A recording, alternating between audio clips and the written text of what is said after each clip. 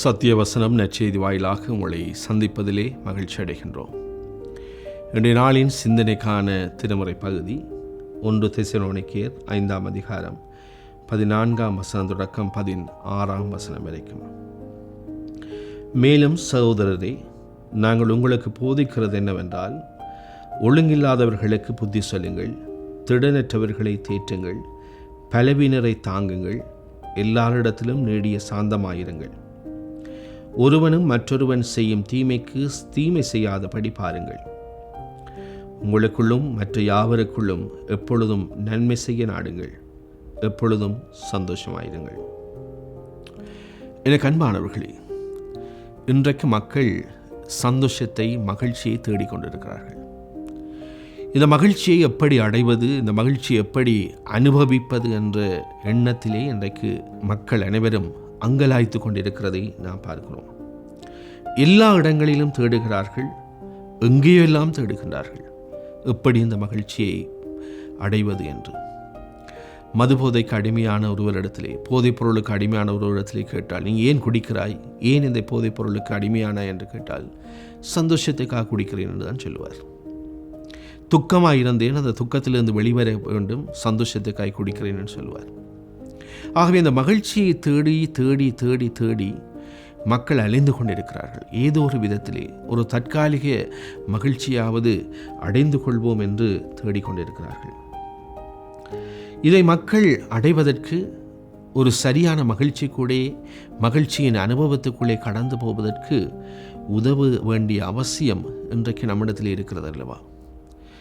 கிறிஸ்தவர்களாய், கிறிஸ்தவ விசுவாசிகளாய் வாழ அழைப்பு பெற்றிருக்கிற நாம் இந்த மக்கள் தேடி திரிகின்ற இந்த மகிழ்ச்சியை ஏற்படுத்த வேண்டிய பொறுப்பு நமக்கு இருக்கிறது அல்லவா?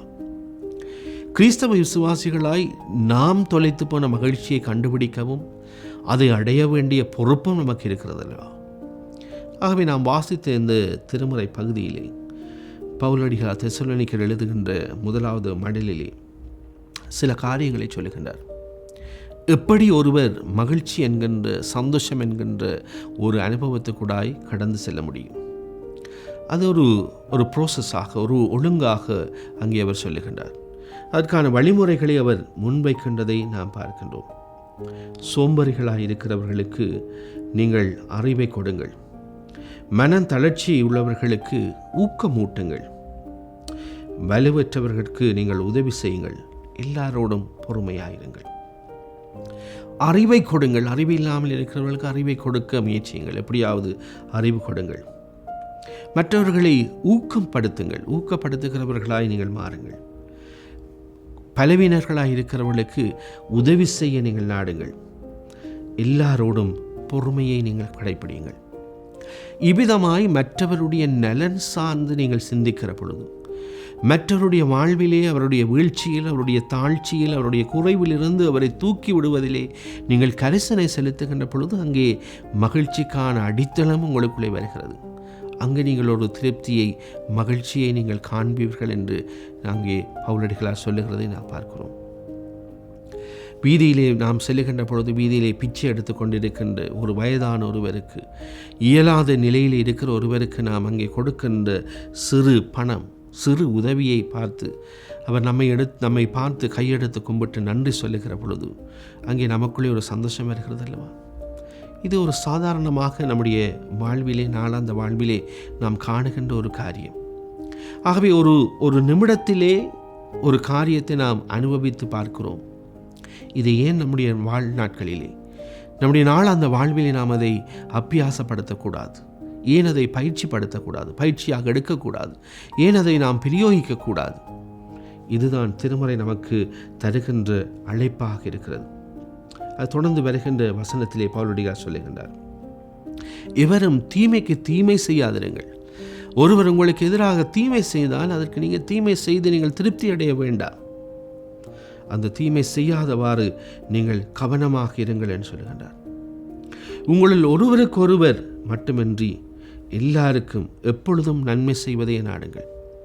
உங்களுக்குள்ளே இருக்கிற, உங்களுடைய வட்டத்துக்குள்ளே மாத்திரம் நன்மை செய்வதை மாத்திரம் போதாது, அதற்கு வெளியிலும் சென்று நீங்கள் நன்மை செய்ய நீங்கள் நாட வேண்டும். நன்மை செய்ய நீங்கள் முயற்சிக்க வேண்டும் என்று சொல்கின்றார். இது இரண்டாவது விடயமாக பவுலடிகளார் முன்வைக்கின்றார். ஒரு மகிழ்ச்சிக்கான அத்திவாரம் எப்படி இருக்கிறது, எப்படி அது உருவாகிறது என்று சொல்லுகின்ற பவுலடிகளார், அந்த மகிழ்ச்சி என்கின்ற ஒன்று உங்களுக்குள்ளே கட்டப்பட்டு அது அனுபவமாகுவதற்கு இதை அங்கே முன்வைக்கிறதை நான் பார்க்கிறார். தீமை செய்யாமல் இருப்பது. உங்களுக்கு எதிராக ஒருவர் தீங்கு இழைக்கிற பொழுது, உங்களுக்கு விரோதமாக ஒருவர் செயற்படுகிற பொழுது, அவர் செய்கிற விதமாக நீங்கள் செய்து நீங்கள் அது செய்ய வேண்டாம். அவரை துன்பப்படுத்தி விட வேண்டாம். அப்படி நீங்கள் செய்தால் அவருக்கும் உங்களுக்கும் இடையில் என்ன வித்தியாசம்? அபிதமாய் நீங்கள் பிரதிபலிக்க வேண்டாம் என்று சொல்லுகின்றார். அது மாத்திரமல்ல, உங்களுக்குள்ளும் மற்றவர்களுக்குள்ளும் எப்பொழுதும் நன்மை செய்கிறவர்களாய் நீங்கள் இருங்கள் என்று சொல்லுகின்றார். சில வேளைகளில் நன்மை என்று வருகின்ற பொழுது நாம் நம்முடைய குறுகிய வட்டத்துக்குள்ளே நன்மை செய்ய நாம் விரும்புகின்றோம். இது என்னுடைய குடும்பத்துக்குள்ளே, என்னுடைய நண்பர் குழாமுக்குள்ளே, அல்லது நான் அறிந்த ஒருவருக்குள்ளே, என்னுடைய சபைக்குள்ளே நான் இந்த நன்மை செய்ய போகிறேன், என்னுடைய இனத்துக்குள்ளே நான் நன்மை செய்ய போகிறேன் என்று இவ்விதமான எண்ணங்கள், சிந்தனைகள் நாம் வாழுகின்ற சமுதாயத்தில் இருக்கின்றது. என்னுடைய குலம் சார்ந்து, என்னுடைய இனம் சார்ந்து, என்னுடைய மொழி சார்ந்து நாம் வாழ முற்படுகிறோம். அது கிறிஸ்தவ வாழ்வு அல்ல. அதை தாண்டி அதற்கு அப்பால் சென்று நாம் காட்டுகின்ற அன்பும் செய்கின்ற நன்மையும் தான் கிறிஸ்தவ வாழ்வும் கிறிஸ்தவ அழைப்புமாய் இருக்கிறது. என்னுடைய இனம் சாராத, என்னுடைய குலம் சாராத, என்னுடைய மொழி சாராத ஒருவருக்கு நான் நன்மை செய்கிறேனா இருந்தால் நான் உண்மையான கிறிஸ்தவ வழியிலே நான் பயணிக்கிறேன். கிறிஸ்துவின் அழைப்பை நான் பின்பற்றுகிற ஒருவராய் நான் இருக்கிறேன் என்பதுதான் அர்த்தமாகி விடுகின்றது. ஆகவே எனக்கு அன்பானவர்களே, இன்று இந்த வார்த்தையை சொல்லுகின்ற அழைப்பை நாம் சற்று சிந்தித்து பார்ப்போம். நாம் தேடுகின்ற மகிழ்ச்சி எங்கெல்லாம் இருக்கிறது? இந்த மகிழ்ச்சியை அடைவதற்கு நாம் பல காரியங்களிலே உழைப்புகளை கொடுக்கிறோம், பணத்தை கொட்டுகின்றோம், நம்முடைய நேரத்தை செலவழிக்கின்றோம். ஆனால் இவை ஒன்றுக்குமே, பவுலடிகளார் சொல்லுகின்ற இந்த இறை வார்த்தைகளை வெளிப்படுகின்ற ஒன்றுக்கும் நீங்கள் பணம் செலவழிக்கவோ உங்களுடைய உழைப்பை செலவழிக்க வேண்டிய அவசியம் இல்லை. இது உங்களுடைய நாளாந்த வாழ்வின் காரியங்களாக அது வருகின்றது. சாதாரணமான செயற்பாடுகளாக அது அங்கே வருகின்றது. இதற்கு எந்த விதமான செலவும் இல்லை, எந்த விதமான உழைப்பும், எந்த விதமான வீண்பெரியவும் அங்கே இல்லை.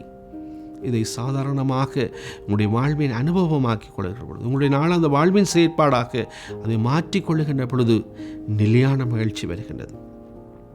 ஒரு அற்ப சந்தோஷத்துக்காக நீங்கள் செலவழிக்கின்ற பணத்தை விட நீங்கள் உங்களுடைய வாழ்வின் அனுபவத்திலும் உங்களுடைய நற்கிரியைகளினூடாக நீங்கள் விலை உயர்ந்த நிலையான மகிழ்ச்சியை நீங்கள் அடைந்து கொள்ளுகின்றவர்களாய் நீங்கள் இருக்கிறீர்கள் என்பதுதான் திருமறை இறைவார்த்தை நமக்கு முன்வைக்கின்ற சவாலாக இருக்கிறது.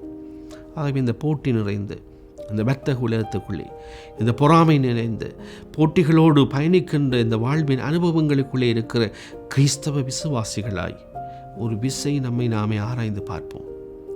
நாம் எவ்விதமான மகிழ்ச்சியை நாம் நாடுகின்றோம், எந்த மகிழ்ச்சியை நாம் மற்றவர்களுக்கு கொடுக்க நாம் முன்வருகிறோம் என்று ஆராய்ந்து பார்ப்போமாக. ஆண்டவருடைய வார்த்தை நமக்கு தருகின்ற வழிகாட்டிலே நாம் பின்பற்றிக் கொள்வோம். நம்முடைய வாழ்வில் மகிழ்ச்சி நிறைவாகின்றது, மற்றவர் வாழ்விலும் மகிழ்ச்சியை நாம் ஏற்படுத்துகின்றோம்.